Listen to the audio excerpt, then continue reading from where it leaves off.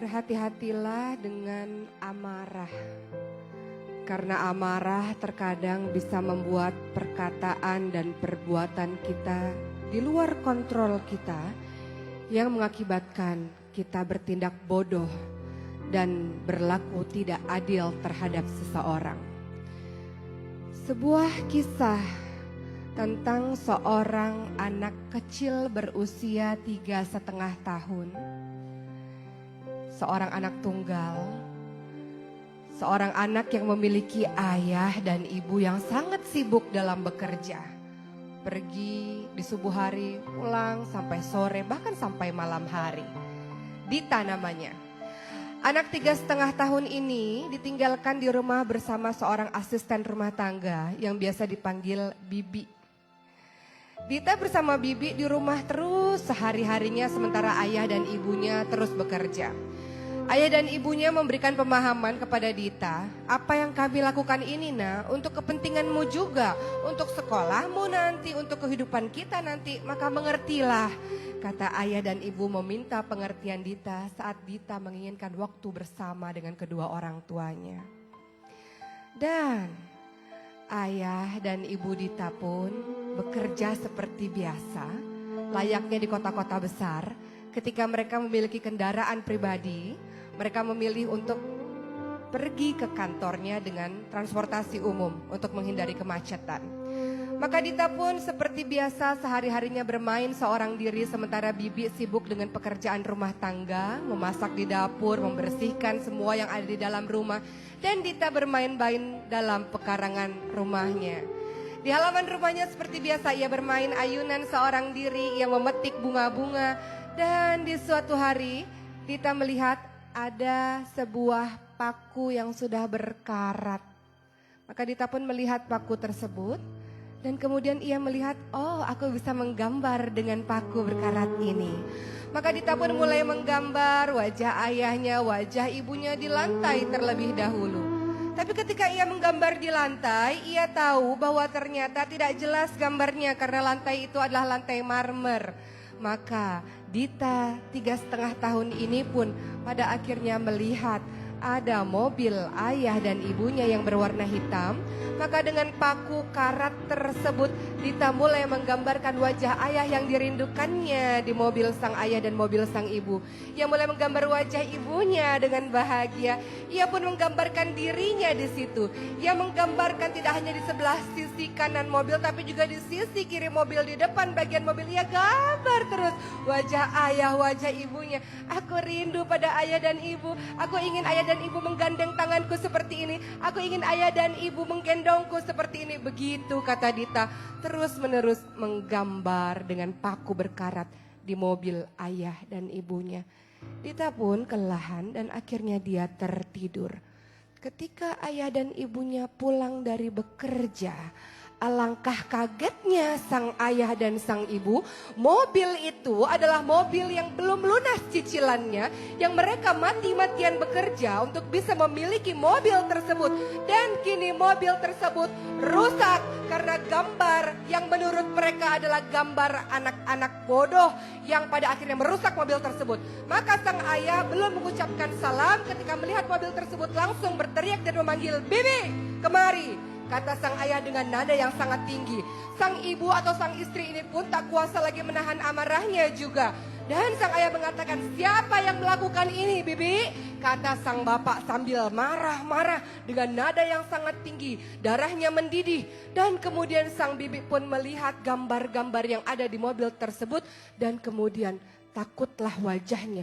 Ia tahu itu perbuatan Dita. Lalu sang bapak ini pun mengatakan, "Dita mana?" Kata sang ayah. Lalu Dita yang baru bangun tertidur kemudian langsung melihat ayah dan ibunya yang sangat ia rindukan sepanjang hari. Maka langsung memeluk kaki ayahnya dan mengatakan, "Ayah, aku ingin memberikan hadiah untuk ayah. Ini gambar aku ayah, gambar aku, gambar bunda, gambar ayah yang begitu aku rindukan. Ayah suka sama gambar ini." Kata Dita dengan wajah lugu dan wajah polosnya. Maka sang ayah yang melihat wajah polos dari seorang Dita kembali tak kuasa menahan marahnya. Ia mengambil ranting di halaman rumahnya, tangan Dita, mana tangan? Kata sang ayah dengan nada sangat tinggi. Dita tak paham apa yang dimaksud dengan ayahnya, maka ia menyerahkan tangannya dengan wajah bingung. Dan kemudian dengan membabi buta, sang ayah pun memukulkan ranting yang berduri tersebut ke tangan Dita tanpa ampun. Dita mengatakan, ayah, apakah ayah tidak suka dengan gambar Dita? Apakah gambar Dita jelek, ayah? Apakah ayah tidak suka dengan gambar ini? Ini gambar ayah, gambar bunda, gambar Dita, karena Dita rindu sekali sama ayah dan bunda. Kata Dita mencoba membela diri, namun sang ayah tanpa ampun terus memukul tangan Dita, terus memukul tangan Dita. Tidak hanya di depan tapi juga di belakang. Dan habislah tangan si kecil yang mungil itu. Bagaimana dengan sang ibu? Ibunya pun diam saja. Dan sang ayah mengatakan, betapa bodohnya kamu, wahai Dita. Betapa nakalnya kamu, wahai Dita. Dan semua sumpah serapah dari sang ayah diberikan kepada anak berusia 3,5 tahun itu. Kamu tahu mobil ini 1 tahun ayah dan ibu berusaha untuk mencicilnya, dan sekarang kamu rusakkan mobil ini? Kata sang ayah dengan nada-nada yang sangat kasar. Dita sangat ketakutan, tangannya sudah bergetar dan berdarah dan luka dengan sangat parah. Dan kemudian sang bibi yang menyaksikan itu berusaha untuk memeluk Dita, tapi sang ayah mengatakan, jangan bibi, jangan coba-coba dekati Dita, biar dia mendapatkan pembelajaran, kata sang ayah dengan nada yang sangat marah. Dan Dita pun tak kuasa menahan tangisnya. Dengan tangan yang berdarah-darah, sang ayah dan sang ibu meninggalkan Dita begitu saja. Ayah dan ibu memasuki ke dalam sebuah kamar, dan mereka berpikir, biarkan malam ini Dita tidur bersama bibi saja, supaya Dita mendapatkan pembelajaran atas kebodohan dan kenakalannya, kata ayah dan ibunya itu. Semalaman Dita terus meraung-raung karena sakit. Tangannya terluka, tangannya berdarah. Ranting itu bukan ranting biasa, itu ranting berduri. Maka Dita pun berkata pada bibi, bibi, Dita salah ya bi. Dita ini nakal ya bi, gara-gara Dita bi, mobilnya ayah sama mobilnya ibu rusak. Dita ini anak yang bodoh ya bi, katanya sambil terus menangis dan sambil terus menahan tangannya yang terluka. Sang bibi yang tidak kuasa menahan air matanya pun membalut tangan Dita dan mengatakan, tidak sayang, kamu anak yang baik. Kan Dita tadi itu gambarnya karena Dita kangen sama ayah sama bunda kan, kata sang bibi sambil berurai air mata. Maka hari pertama, hari kedua tangan Dita terus dibalut oleh sang bibi. Dan ternyata tangan itu lambat laun pun akhirnya membengkak. Tangan mungil yang halus, yang putih itu akhirnya membengkak.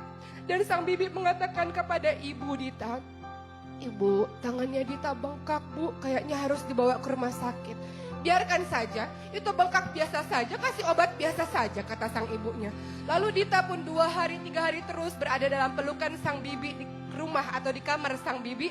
Bengkak tangannya dan kemudian Dita demam tinggi. Sang bibi mengatakan, ibu, bapak, Dita demam tinggi. Biarkan saja, kasih obat biasa juga sembuh, kata ibu dan bapaknya. Karena mereka masih marah dengan Dita. Dita mengatakan, bibi, Dita mau sama ayah, mau sama ibu. Dita kangen dipeluk ayah sama dipeluk ibu, bibi, kata Dita sambil berurai air mata. Bibinya ini pun kembali memberikan obat pada Dita. Berhari-hari Dita demam panas dan sekarang demamnya semakin meninggi, sudah tidak bisa lagi diobati dengan obat biasa. Maka sang bibi mengatakan kepada orang tua Dita, bapak, ibu, ini sudah bukan sakit biasa, tolong bawa Dita ke klinik. Akhirnya Dita dibawa ke klinik dan apa yang terjadi? Orang-orang di klinik mengatakan ini penyakit yang serius, ini harus dibawa ke rumah sakit. Maka Dita mungil ini pun dalam keadaan tangannya sangat bengkak dan kemudian demam yang sangat tinggi pun dibawa ke rumah sakit. Dan apa yang terjadi? Tangan yang bengkak itu kini telah bernanah. Itu bukan luka biasa. Dita diperiksakan oleh seorang dokter dan dokter mengatakan Dita harus dirawat di rumah sakit dalam beberapa hari. Dan ayah dan ibu Dita mulai merasa ini adalah sesuatu yang bukan biasa-biasa saja. Karena suatu hari dokter memanggil kedua orang tua tersebut dan mengatakan, maafkan saya sudah berusaha untuk mengobati tangan Dita, tapi tampaknya ini tidak bisa dibiarkan begitu saja. Ini sudah bengkak dan sudah infeksi dengan luar biasa. Maka tidak ada pilihan lain, tangan Dita harus diamputasi. Kalimat dokter yang mengatakan tangan Dita harus diamputasi membuat ayah dan ibu itu saling berpandangan satu sama lain. Mereka tak kuasa menahan air mata mereka karena mereka menyadari betapa bodohnya akibat kemarahan mereka yang sesaat itu mengakibatkan tangan Dita harus dipotong, tangan Dita harus diamputasi. Maka hari amputasi itu pun terjadi. Dita